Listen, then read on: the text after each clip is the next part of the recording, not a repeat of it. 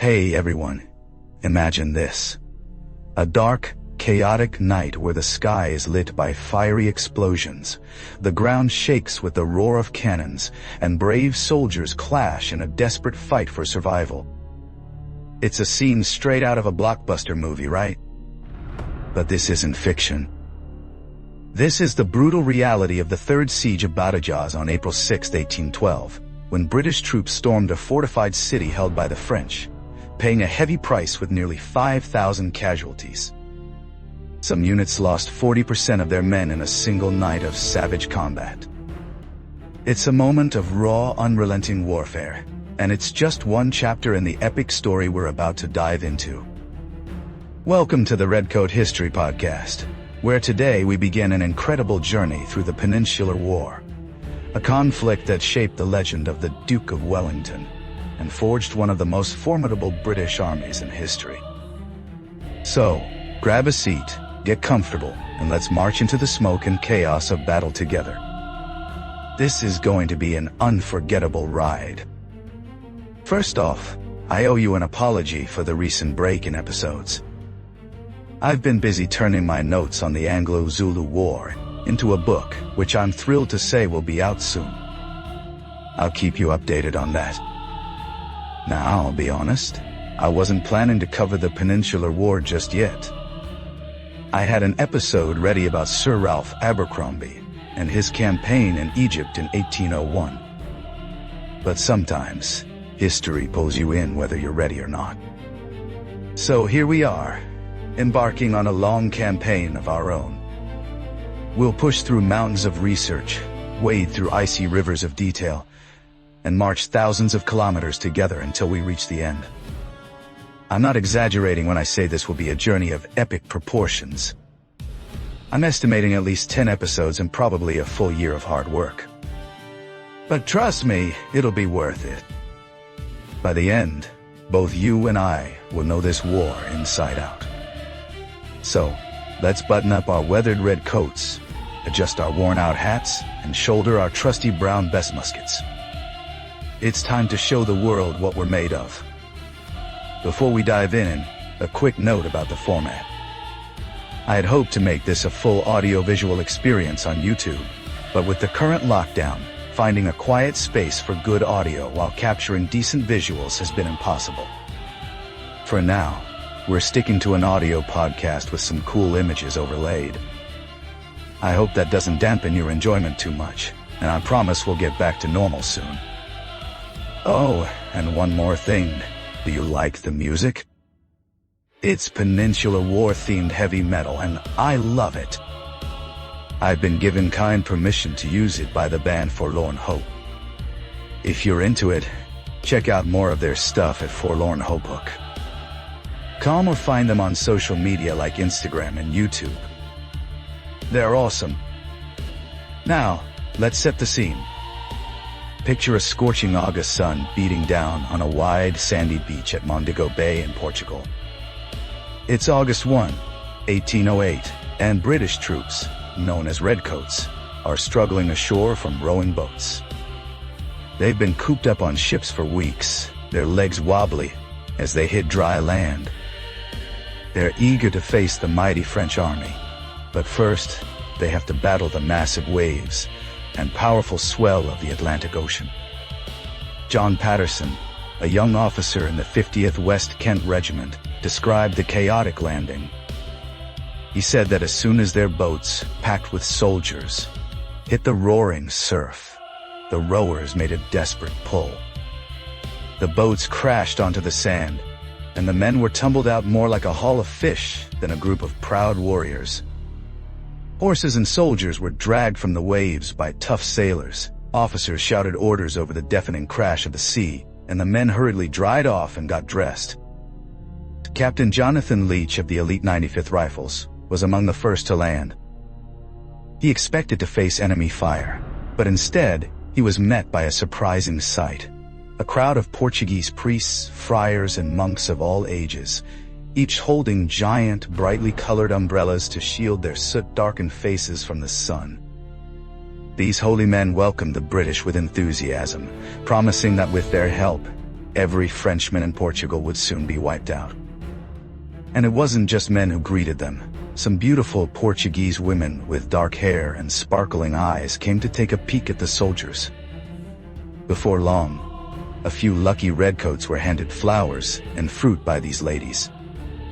I'm guessing Captain Leach might have been one of the fortunate ones. The hot white sand dragged at the soldiers' boots, exhausting them as they trudged off the beach to set up camp among rocky outcrops. Already weakened from weeks at sea, the men were desperately short of drinking water while carrying heavy loads.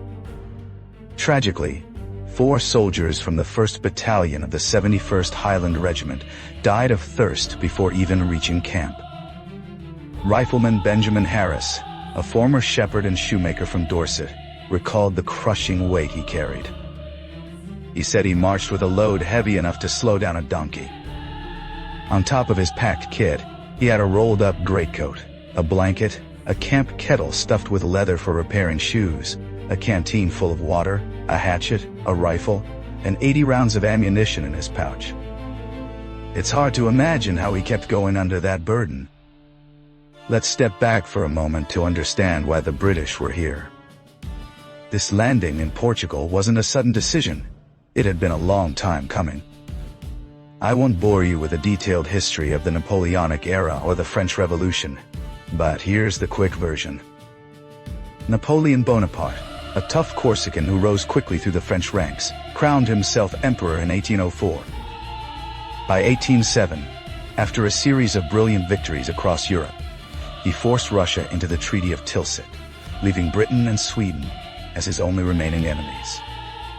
Portugal, Britain's oldest ally, tried to stay neutral, but that wasn't good enough for Napoleon. He wanted to shut down all European ports to British trade, so he decided to invade Portugal, splitting its territory with his Spanish allies. As French troops moved through Spain toward Portugal, Napoleon saw a chance to exploit chaos within Spain's royal family and add Spain to his empire. In a shockingly cynical move, he seized key Spanish cities, brushed aside their weak army, and placed his brother Joseph on the throne. Naturally, the proud Spanish people rebelled, launching a fierce uprising. Local forces, backed by eager peasants, harassed French supply lines and attacked stragglers or wounded soldiers. From the northwestern region of Asturias, Spanish envoys were sent to London begging for British help. Meanwhile, in Portugal, a French army under General Junot marched in. Britain was determined to keep the Portuguese navy out of French hands, and as the enemy approached Lisbon, the Portuguese royal family fled to Brazil with their entire fleet. Though the French missed this prize, they quickly took over Portugal, raising their flag over government buildings and forcing Portuguese soldiers into their ranks. Discontent spread fast among the locals.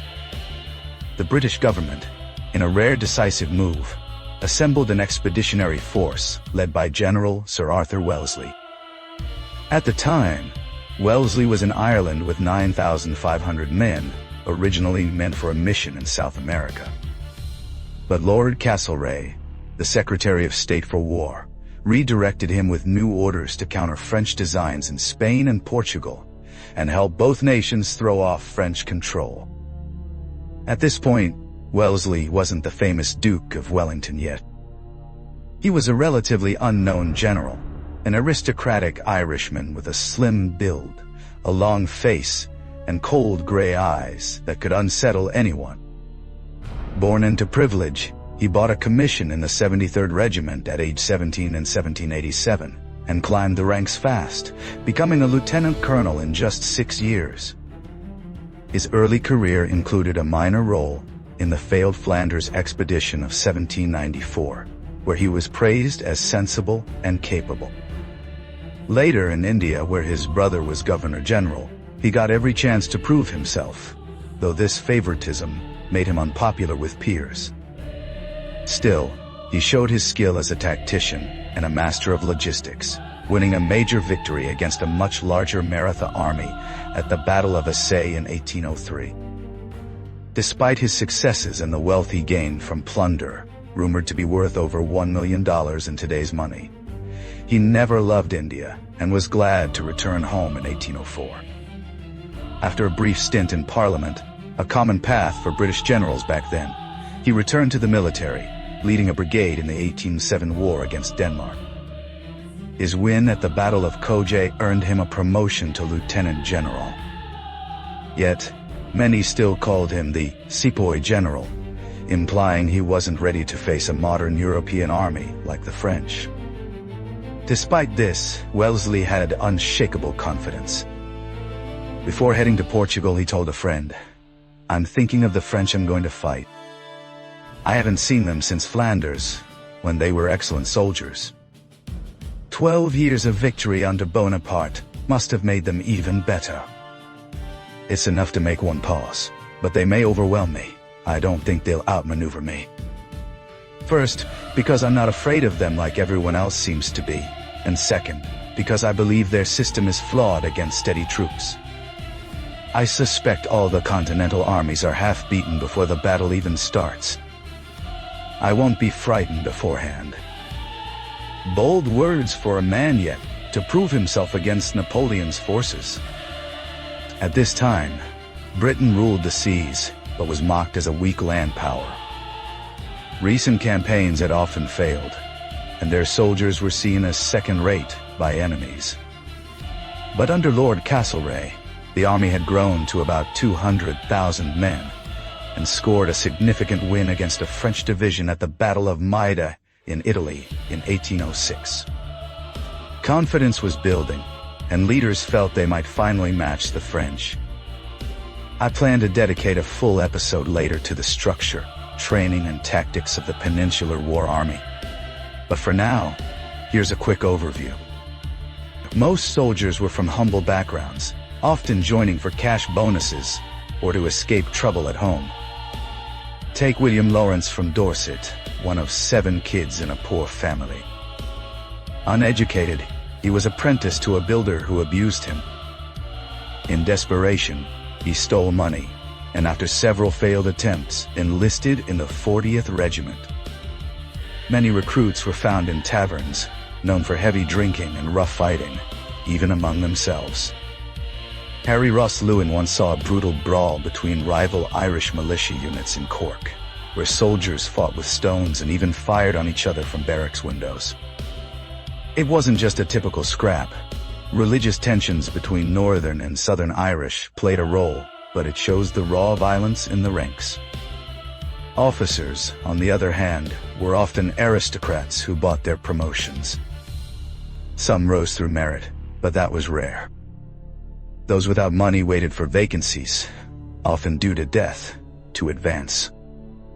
A few, like the fictional Richard Sharp, came up from the ranks, but they struggled for acceptance among both officers and soldiers who preferred gentleman leaders. Discipline was harsh. Floggings were common for minor offenses, with 25 lashes as standard and up to 1,200 for serious crimes, a punishment that could kill. Deserters faced firing squads. Rifleman Ben Harris described a grim execution in Portsmouth where a soldier, caught deserting and re-enlisting for bounties, was shot by his comrades. Blindfolded and kneeling by a coffin, the man faced his fate bravely, admitting drink and bad company led him astray. Harris and others fired on command, ending his life in a hail of bullets. It's chilling to think about being on either end of that moment. Tactically, the British stuck to traditional methods, with infantry firing muskets in lines, a style dating back decades.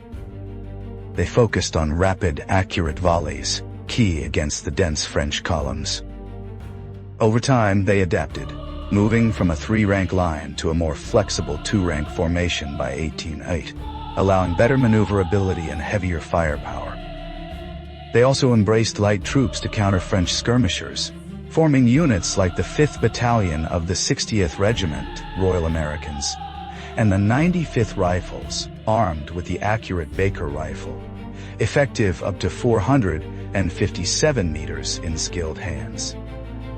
These marksmen were trained in fieldcraft and encouraged to think independently, tasked with harassing enemies and neutralizing French skirmishers, The French army they faced was a massive conscript force, drawing from across Napoleon's empire, Poland, Italy, Germany, and beyond. It had crushed opponents at battles like Austerlitz in 1805, brimming with confidence. Promotions from the ranks were common, and soldiers were respected by officers and civilians alike. Their generals were seasoned campaigners. Beating them would be a huge challenge, especially for British troops short on combat experience and weakened from long sea voyages. Back to the story. On July 13, 1808, Wellesley's transport set sail with high-spirited men eager to fight the French. Barely out of British waters, the government expanded the force, adding troops under General Spencer from the Mediterranean, brigades under Generals Akeland and Anstruther from England, and 11,000 men under Sir John Moore from the Baltic. Moore, a skilled officer, was senior to Wellesley and respected militarily, but unpopular with politicians for his bluntness. The government wanted Wellesley to lead, but the King and the Duke of York thought him too young and unproven compared to Moore. In a messy compromise, they appointed Sir Hugh Dalrymple as commander, with Sir Harry Burrard as second-in-command, both high-ranking but lacking the energy for field leadership. Despite dropping from overall command to a subordinate role, Wellesley had a key advantage. His force was already en route, giving him a chance to act before the others arrived. His army, landing at Mondego Bay, numbered 15,000 men, and took 8 days to disembark.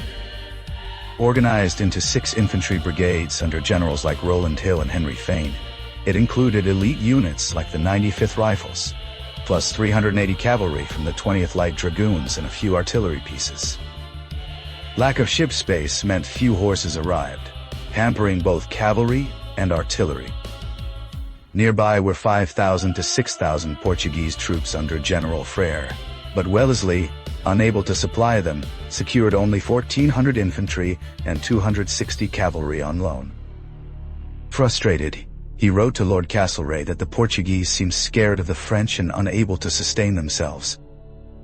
On August 9th, the British began moving toward Lisbon through pine woods, vineyards, and olive groves under a blazing sun. Staying near the coast for supply access, they reached the town of Leiria, where Captain Leach found grim evidence of French atrocities, blood and brains smeared on convent walls, proof of recent horrors. As they advanced, the French prepared to meet them.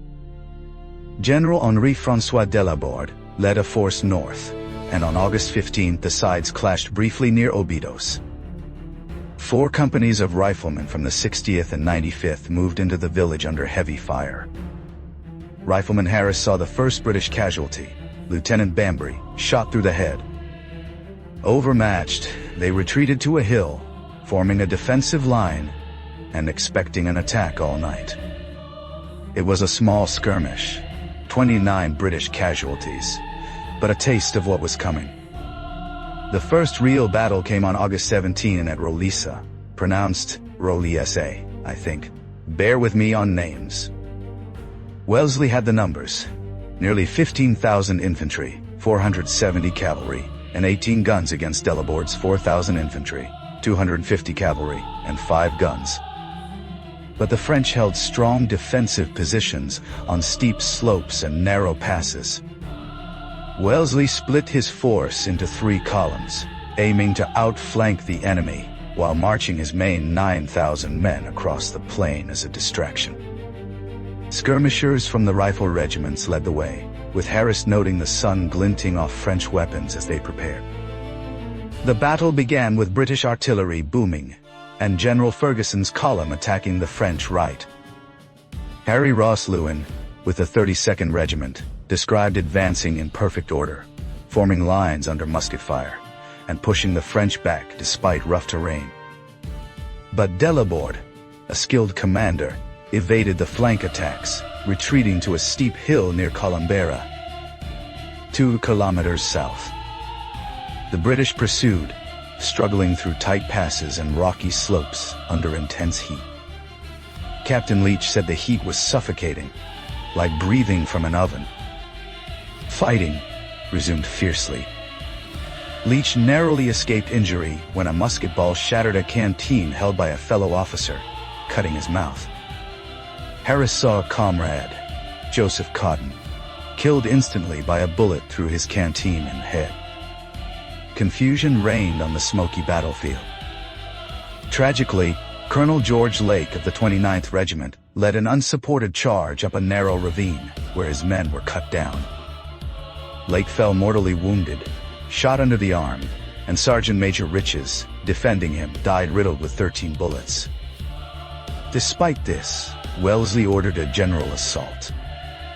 Young George Wood of the 82nd, in his first battle, admitted feeling fear but pressed on, narrowly escaping a groin wound thanks to papers in his pocket. Supported by artillery, the British finally reached the hill's crest, forcing a French retreat. Delaborde withdrew in good order, losing 600 men to Britain's 487, including 2 lieutenant colonels. It was a tough fight in harsh conditions, and afterward, Harris had to tell Cotton's wife of his death. She knelt by his body, read a prayer, and found some comfort. Roliça wasn't a decisive win, but it showed the French weren't invincible. For Wellesley, lacking experience against European troops, it was a learning moment. He saw French defensive skill, something he'd later master. In his report to Castlereagh, he praised his men's conduct despite being outnumbered in the actual fighting. There was no time to rest, though. Strong French reinforcements under General Junot were approaching, and another battle loomed. That's it for today, folks. What an intense start to the Peninsular War. We've met characters who'll return throughout this series, and I hope you're as hooked as I am. Until then, I'll be toasting with cheap grog looted from my enemies, just like a true Napoleonic soldier.